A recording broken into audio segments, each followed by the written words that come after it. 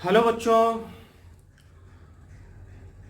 पिछले क्लास में हम लोग क्लासिफिकेशन ऑफ फंक्शन के बारे में पढ़े थे, जिसमें ग्रेटेस्ट इंटीजर फंक्शन और फ्रैक्शनल पार्ट फंक्शन के बारे में पढ़े। आज हम लोग बात करेंगे एक्सपोनेंशियल एंड लॉगरिथमिक फंक्शन के बारे में। इस दो फंक्शन के बारे में आज बात करेंगे, फिर आगे ट्रिग्नोमेट्रिकल फंक्शन। तो अभी बात करते हैं, स्टार्ट करते हैं हम लोग एक्सपोनेंशियल से। Exponential function, exponential function. So y is equal to a to the power x, y is equal to a to the power x, where a greater than 0 and a not equal to 1 and a not equal to 1।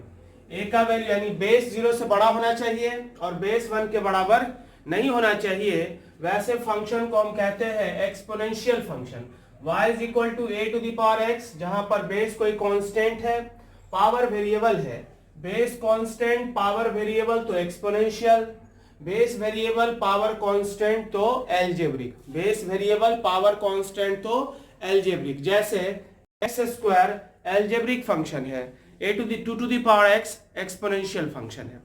So y is equal to a to the power x where a greater than 0 and a not equal to 1 को हम कहते हैं exponential function. अब graph हम लोग को खींचना है, graph of y is equal to a to the power x, इसका ग्राफ हम लोग खींचते हैं। a to the power x का ग्राफ खींचते हैं तो ये दो अलग अलग कंडीशन में, जब बेस का वैल्यू 0 और 1 के बीच में हो तो ग्राफ क्या होगा, और जब बेस का वैल्यू 1 से बड़ा हो तो ग्राफ क्या होगा। ये दो अलग अलग कंडीशन, ये दो अलग अलग कंडीशन क्यों लिए हैं, क्योंकि दो अलग अलग कंडीशन में फंक्शन का जो नेचर है वो अलग अलग है। मोनोटोनिक बिहेवियर, इंक्रीजिंग डिक्रीजिंग जो नेचर है फंक्शन का वो अलग अलग है, इसलिए हम लोग दो अलग अलग कंडीशन लेके चले हैं। पहला कंडीशन जब बेस 0 और 1 के बीच में है, और दूसरा कंडीशन जब बेस 1 से बड़ा है। जब बेस 0 और 1 के बीच में है उस समय क्या होगा, तो बेस जब 0 और 1 के बीच में है, जैसे y is equal to half का पावर x और दूसरा y is equal to 2 का पावर कितना x, तो हाफ के पावर x में पहला कंडीशन जब बेस 1 से छोटा हो, पावर को जैसे जैसे बढ़ाएंगे, यहां पावर को बढ़ाएंगे लेकिन वैल्यू y का क्या होगा, घटेगा। पावर जैसे जैसे बढ़ेगा वैल्यू घटेगा, लेकिन यहां पावर को अगर हम बढ़ाते हैं तो वैल्यू भी क्या होगा, बढ़ेगा। दोनों में डिफरेंस है। तो एक जगह जब बेस 1 से छोटा है तो फंक्शन है स्ट्रिक्टली डिक्रीजिंग, और जब बेस 1 से बड़ा है तो फंक्शन है स्ट्रिक्टली इंक्रीजिंग। और दोनों कंडीशन में x इक्वल टू 0 पर जब पावर 0 होगा तो वैल्यू कितना होगा, 1। x इक्वल टू 0 पर वैल्यू कितना होगा, 1।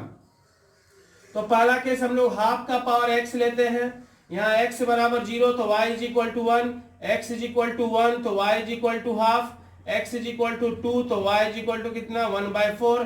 x को बढ़ा रहे हैं तो y का वैल्यू क्या हो रहा है, घट रहा है। और कुछ इस तरह से ये x एक्सिस, ये y एक्सिस, x का वैल्यू 0 रखेंगे तो y का वैल्यू 1 होगा, ये 0 1 पॉइंट हो गया।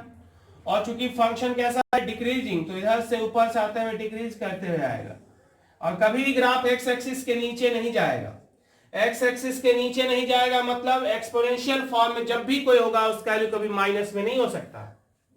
यहां जैसे y इज इक्वल टू मान लो 2 का पावर x है, यहां भी x अगर हम 0 रखेंगे तो y का वैल्यू कितना आएगा, 1। x 1 रखेंगे तो y का वैल्यू 2, x बराबर 2 रखेंगे तो y का वैल्यू कितना आएगा, 4। x को अगर हम बढ़ा रहे हैं तो यहाँ y का वैल्यू क्या हो रहा है, बढ़ रहा है, मतलब फंक्शन कैसा है, स्ट्रिक्टली इंक्रीजिंग। लेकिन यहाँ भी x इक्वल टू 0 पर y का वैल्यू 1 है, यानी यहाँ भी ग्राफ 0 1 पॉइंट से पास करेगा और फंक्शन कैसा है, स्ट्रिक्टली इंक्रीजिंग फंक्शन है। यहाँ लेफ्ट से राइट में जैसे जैसे एक्स बढ़ रहा है y का वैल्यू घट रहा है, मतलब फंक्शन कैसा है, स्ट्रिक्टली डिक्रीजिंग है। और यहाँ लेफ्ट से राइट जैसे जैसे आप बढ़ा रहे हैं वैल्यू y का भी बढ़ रहा है, आउटपुट भी बढ़ रहा है, इनपुट के बढ़ने से आउटपुट भी बढ़ रहा है। यानी जब बेस 1 से बड़ा होगा तो फंक्शन स्ट्रिक्टली इंक्रीजिंग होगा, और अगर बेस 1 से छोटा हो तो फंक्शन स्ट्रिक्टली डिक्रीजिंग होगा। और दोनों ही कंडीशन में अगर हम बात करें डोमेन और रेंज का अगर बात करते हैं तो फंक्शन का डोमेन क्या है, तो ये ग्राफ माइनस इंफिनिटी से प्लस इंफिनिटी तक जा रहा है, ये भी ग्राफ माइनस इंफिनिटी से प्लस इंफिनिटी तक जा रहा है। सो डोमेन इसका हो गया all real and range of F. Function का रेंज क्या होगा, हमेशा यहां भी 0 से ऊपर ही है, यानी 0 से बड़ा इंफिनिटी तक, यहां भी 0 से बड़ा और इंफिनिटी तक। सो फंक्शन का रेंज है 0 से लेकर कहां तक, इंफिनिटी तक, 0 पर भी ओपन, क्योंकि कभी भी वैल्यू 0 के बराबर नहीं हो सकता। क्लियर है? यानी फाइनली हमने क्या देखा, एक्सपोनेंशियल के केस में बेस 1 से 1 के बराबर नहीं हो सकता है। दूसरा चीज हमने क्या देखा, एक्सपोनेंशियल फॉर्मेट में तो हमेशा वैल्यू पॉजिटिव होगा। तीसरा जो चीज हमने देखा वो इंपॉर्टेंट चीज कि अगर बेस 1 से छोटा हो, बेस अगर 1 से छोटा हो तो फंक्शन स्ट्रिक्टली डिक्रीजिंग होगा, और अगर बेस 1 से बड़ा हो तो फंक्शन स्ट्रिक्टली इंक्रीजिंग होगा। क्लियर है?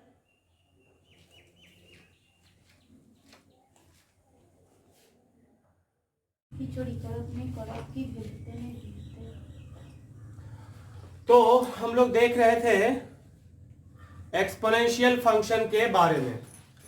अब हम लोग बात करेंगे लॉगरिथमिक फंक्शन का, और यही हम लोगों का आज का क्लास है। अगले क्लास में फिर हम लोग ट्रिग्नोमेट्रिकल और इनवर्स ट्रिग्नोमेट्रिकल फंक्शन के बारे में देखेंगे। तो आगे देखते हैं logarithmic function. Logarithmic function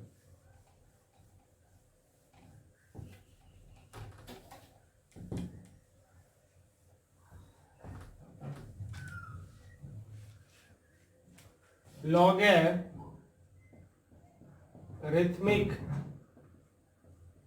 function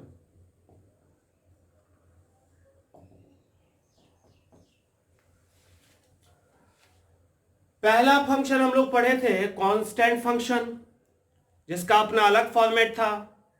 दूसरा पढ़ा आइडेंटिटी फंक्शन, तीसरा मॉड्यूलस फंक्शन, चौथा सिग्नम फंक्शन, फिर पढ़ा ग्रेटेस्ट इंटीजर फंक्शन, फिर पढ़ा फ्रैक्शनल पार्ट फंक्शन। अब हम लोग पढ़ रहे हैं, इसके बाद इससे पहले हम लोग पढ़े एक्सपोनेंशियल फंक्शन, और अब हम लोग पढ़ रहे हैं लॉगरिथमिक फंक्शन। तो हर फंक्शन का अपना एक अलग रिप्रेजेंटेशन होता है। कांस्टेंट का अलग होता है, ग्रेटेस्ट इंटीजर का अलग होता है, मॉड्यूलस का अलग होता है। ठीक उसी तरह से लॉगरिथमिक फंक्शन का भी अपना अलग रिप्रेजेंटेशन है, और वो कुछ ऐसा है, y = log x to the base a।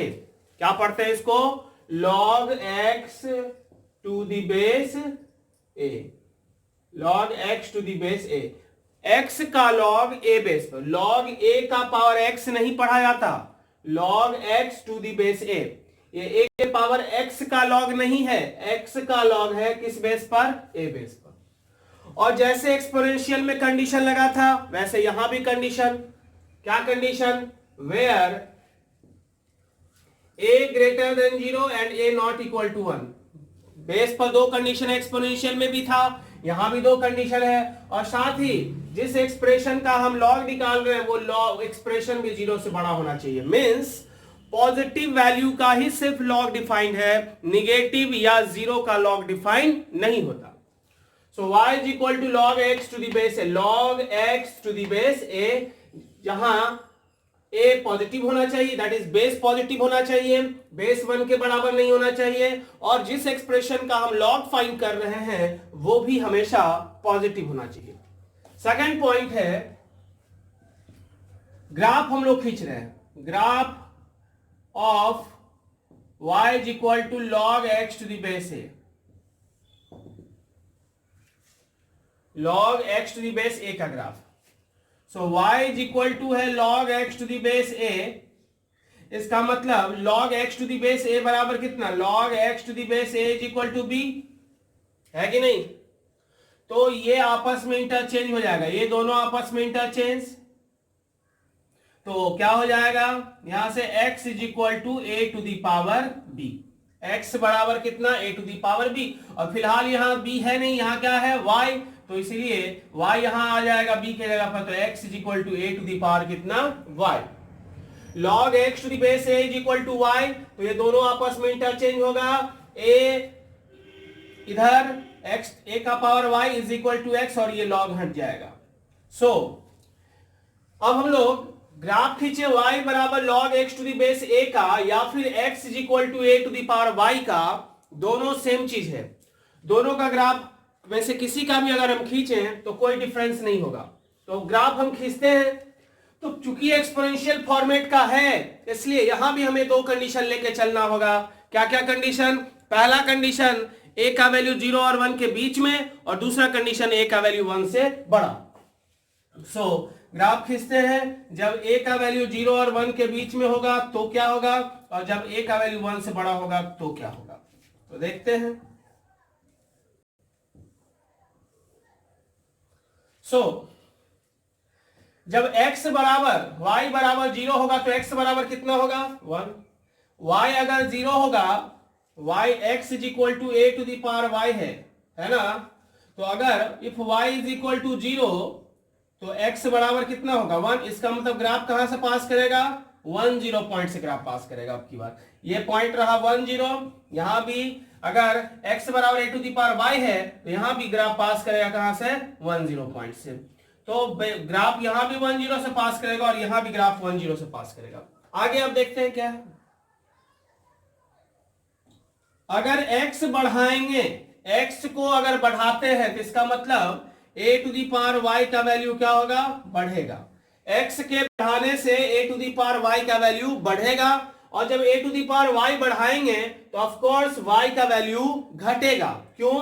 क्योंकि बेस यहां 1 से क्या है छोटा, तो बेस जब 1 से छोटा होता है तो उल्टा होता है, पावर को बढ़ाने से वैल्यू घटता है, पावर को घटाने से वैल्यू घटता है, पावर को बढ़ाने से घटता है, घटाने से बढ़ता है।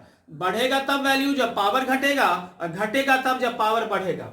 x बढ़ रहा है तो a to the power y बढ़ रहा है, a to the power y कब बढ़ेगा, अगर a to the power y बढ़ रहा है इसका मतलब y क्या होगा घटेगा। सो फाइनली अगर x बढ़ेगा तो y का वैल्यू क्या होगा घटेगा। x अगर बढ़ेगा तो y घटेगा, इसका मतलब फंक्शन कैसा हो गया स्ट्रिक्टली डिक्रीजिंग फंक्शन, और ग्राफ पास करा 1 0 से। यहां अगर x को बढ़ाएंगे मतलब a to the power y क्या होगा बढ़ेगा, और a to the power y कब बढ़ेगा, क्योंकि बेस 1 से बड़ा है तो a to the power y तब बढ़ेगा जब y बढ़ेगा, y भी बढ़ेगा। सो फाइनली x अगर बढ़ेगा तो y भी क्या होगा बढ़ेगा, यानी फंक्शन कैसा होगा स्ट्रिक्टली इंक्रीजिंग, और ग्राफ पास कहां से करेगा 1 0 पॉइंट से। तो ये ग्राफ हो गया, ये हमारा ऑरिजिन है x axis, y axis, origin x axis, ये y एक्सिस। अब दोनों ही कंडीशन में अगर देखा जाए तो डोमेन और रेंज का अगर हम बात करें तो डोमेन रेंज का बात करते हैं। ग्राफ हमेशा y एक्सिस के राइट साइड में ही है, ग्राफ हमेशा y एक्सिस के राइट साइड में ही है, इसलिए क्योंकि ग्राफ y एक्सिस के राइट साइड में ही है इसलिए डोमेन हो गया 0 से लेके कहां तक इंफिनिटी तक, 0 से लेके इंफिनिटी, और रेंज कितना होगा फंक्शन का माइनस इंफिनिटी से प्लस इंफिनिटी, माइनस इंफिनिटी से प्लस इंफिनिटी, माइनस इंफिनिटी से प्लस इंफिनिटी। क्लियर है?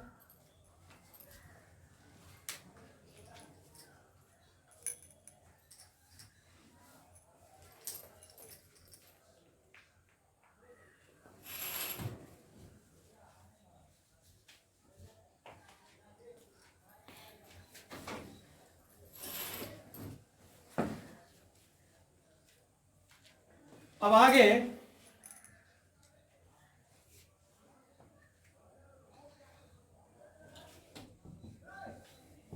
इसका प्रॉपर्टीज ऑफ लॉग।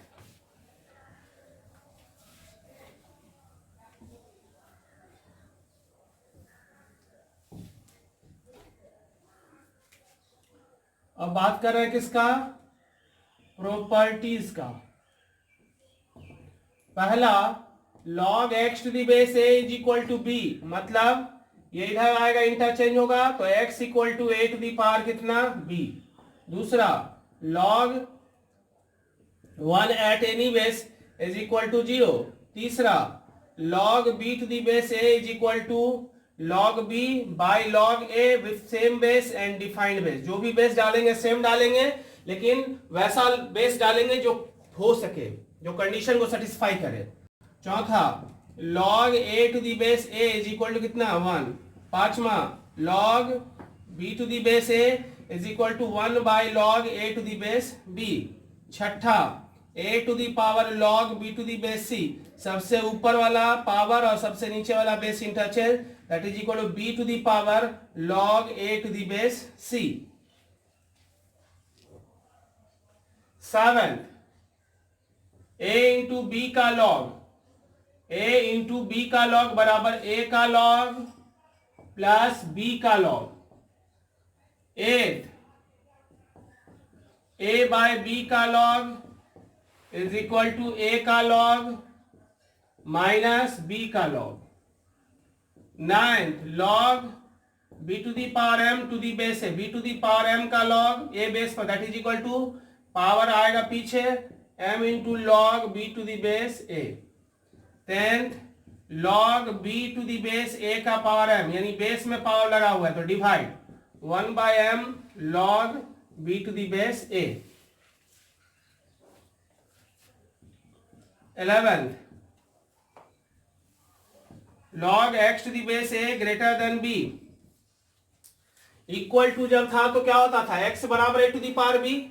जब ग्रेटर देन होगा तो दोनों चीज होगा, x greater than a to the power b और x less then a to the power b। जो इनइक्वालिटी है वही इनइक्वालिटी होगा अगर बेस 1 से बड़ा हो। इनइक्वालिटी चेंज कर जाएगा जब बेस 0 और 1 के बीच में हो। And 12th log x to the base a greater than log y to the base a implies जो इनइक्वालिटी है वही इनइक्वालिटी रहेगा, यानी x ग्रेटर देन y या फिर x लेस देन y। जो इनइक्वालिटी है वही इनइक्वालिटी रहेगा अगर बेस 1 से बड़ा हो। इनइक्वालिटी चेंज कर जाएगा जब बेस 0 और 1 के बीच में हो। So log x to the base a बराबर b, तो x इक्वल टू कितना a to the power b, ये दोनों आपस में इंटरचेंज, और a बराबर हो गया x a इधर, x a का power b is equal to x। log 1 to the base a बराबर 0, 1 का log किसी भी बेस पर 0 होता है। log b to the base a बराबर log b by log a with same base and defined base. log a to the base a is equal to 1, log b to the base a is equal to 1 upon log a to the base b। a के power में log b to the base c is equal to b नीचे आ गया, सबसे नीचे वाला power base और सबसे ऊपर वाला power interchange. a into b का log बराबर a का log प्लस b का log, a बाय b का log is equal to a का log माइनस b का log। और पावर जब रहेगा एक्सप्रेशन में तो पावर पीछे आके मल्टीप्लाई होगा, जब बेस में पावर रहेगा तो डिवाइड होगा। log x to the base a greater than b, बहुत इंपॉर्टेंट प्रॉपर्टी ये सब है जो हमें काम करेगा, इनइक्वालिटी प्रॉपर्टी।